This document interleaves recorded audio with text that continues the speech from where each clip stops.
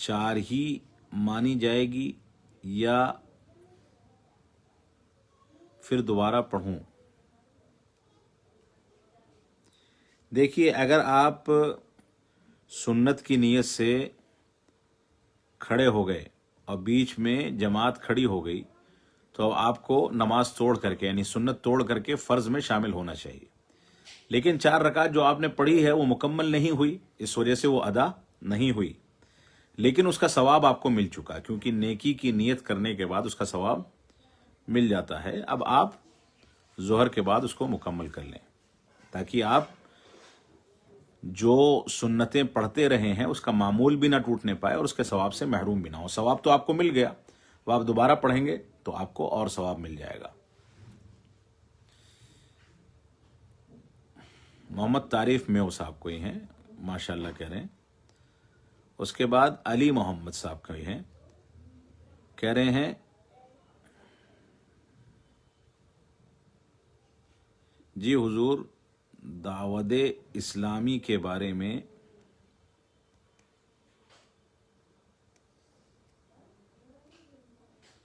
ये क्या दावत इस्लामी जमात इस्लामी है मेरे ख्याल से,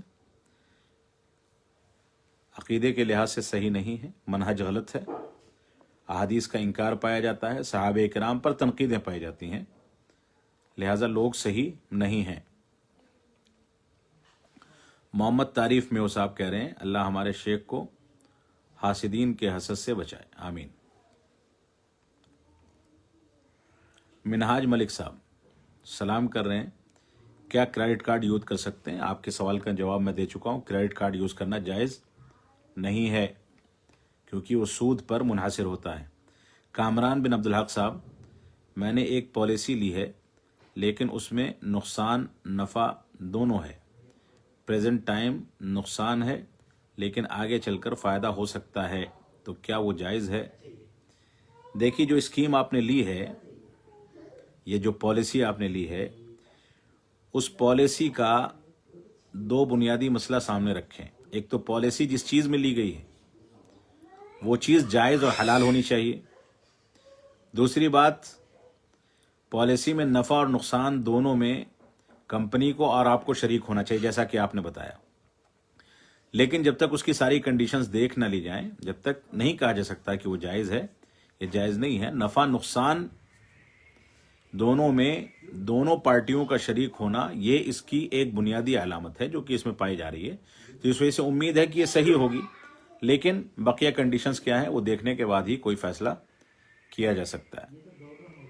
आसिफ रैयान मेवाती साहब कह रहे हैं अल्लाह ताला शेख मोहतरम को हमेशा खुश रखे और जन्नतुल फिरदौस में आला मकाम दे, आमीन आमीन आमीन।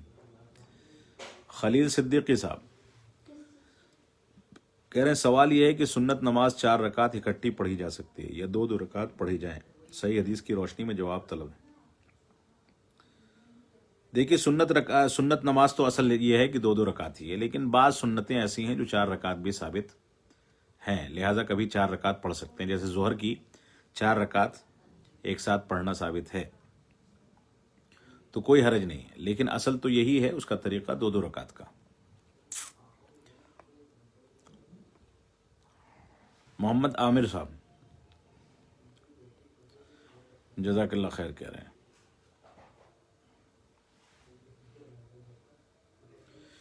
आमिर साहब ये मेरे ख्याल से रामपुर से हैं और फेसबुक पर एक्टिव हैं और फेसबुक पर बहुत सी फजूल चीज़ें मुझको टैग भी कर देते हैं, लिहाजा मुझे कोई चीज़ टैग ना करें, आपसे गुजारिश है। जिन लोगों की तारीफ़ या जिन लोगों की तारीफ़ के पुल बांध करके आप टैग कर रहे हैं, उस तरह की झूठी तारीफ़ का मैं कायल नहीं हूँ, क्योंकि आप सामने आ गए इस वजह से मैंने कह दिया। माजरत चाहूँगा, शायद मेरे ख्याल से आप मेरे शागिर्द भी होंगे, इस वजह से आइंदा ख्याल रखें इस बात का। मैं सोशल मीडिया के उसूलों का बहुत ज़्यादा पाबंद हूँ। अब्दुल मुबीन साहब, अगर कोई इंसान अपनी जायदाद की वसीयत किसी के नाम कर सकता है, क्या ये शरई मसला? देखिए, अपनी जायदाद की वसीयत इंसान कर सकता है, लेकिन ये वसीयत वारिसीन के हक में नहीं की जा सकती। जिन लोगों को बाद में हिस्सा मिलना है, मिसाल के तौर पे बाप अपने बच्चों के हक में वसीयत नहीं करेगा, क्योंकि बच्चे तो वारिस हैं, तो उनको शरई हक मिलना है। अब वसीयत का जहां तक मसला है कि अपनी जायदाद में से कुछ वसीयत कर सकता है कि नहीं, तो इस सिलसिले में सही बात यह है कि वो अपनी जायदाद में से 1/3 वसीयत कर सकता है, उससे ज्यादा नहीं कर सकता। 1/3 वसीयत कर सकता है, उससे ज्यादा नहीं कर सकता। और अल्लाह के रसूल सल्लल्लाहु अलैहि वसल्लम फरमाते हैं कि 1/3 भी ज्यादा है। और हदीस है कि इंसान अपने बच्चों को गरीब और लाचार छोड़े, इससे बेहतर है कि उनको खुशहाल छोड़े। इस वजह से वसीयत करने से पहले 1/3 के बाद अगर बच्चों के हक में कम बच रहा है या उनके लिए परेशानी खड़े होने का खदशा है, तो उसको और कम कर देना चाहिए। वसीयत अच्छी बात है, लेकिन वसीयत की वजह से वारिसीन अगर महरूम हो रहे हैं तो ये चीज अच्छी नहीं है। अबू यहया साहब कह रहे हैं, क्या दामाद के नाम कुछ जमीन रखना शरई लिहाज से जायज है कि नहीं? अगर है तो कैसे? नहीं, शरई लिहाज से कैसे जमीन दामाद के नाम जायज हो सकती है? अगर कोई जमीन इंसान दामाद के नाम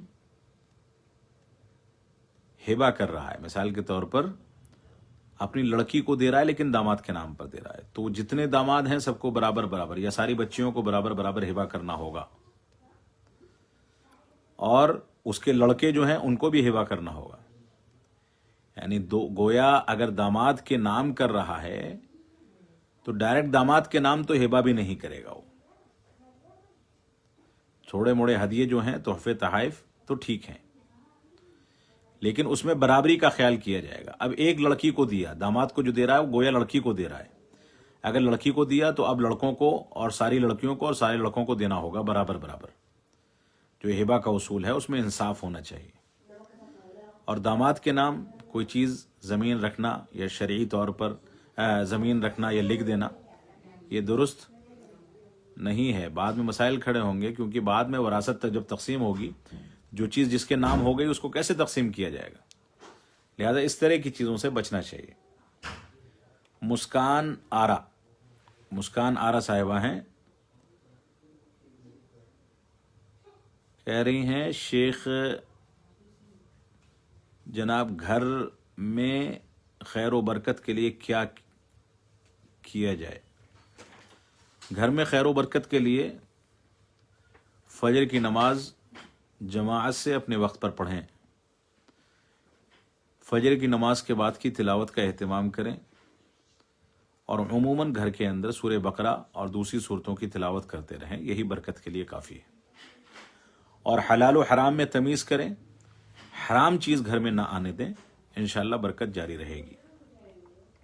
मोहम्मद साहब का सवाल है, ऐसा तजर्बे में आया है कि अगर मर्द